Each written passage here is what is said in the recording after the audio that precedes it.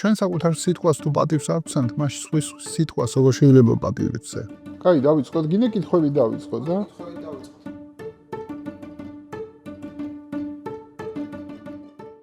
ნებისმიერ ხდომილებას რა ენითაც ავხსერ, რა სიტყვითაც ავხსერ, ისეთ სამყაროში ვიცხოვრებ.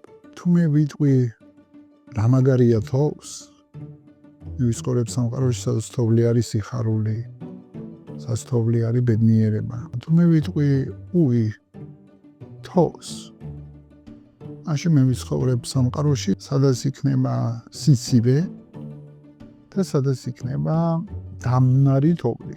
როდესაც ჩვენ ვდგებით ხდომილების წინაშე, რა სამყაროში ვიცხოვრებთ? როდესაც ამ ხდომილებას დავარქმევთ პრობლემას და რა სამყაროში ვიცხოვრებთ, როდესაც ასეთ ხდომილებას დავარქმევთ გამოწვევას. როგორ შეიძლება რადიკალურად განსხვავებულ სამყაროში გამყოფოს აღწერა? იმიტომ რომ ბანალური არ იყოს, მაინდა-მაინც თოვლზე არ ვისაუბრო. მოდი ვისაუბროთ პრობლემაზე და გამოწვევაზე. და ვისაუბროთ იმაზე, თუ რა სამყაროში აღმოჩნდები, როდესაც ხდომილებას დავარქმევ პრობლემას, ან დავარქმევ გამოწვევას.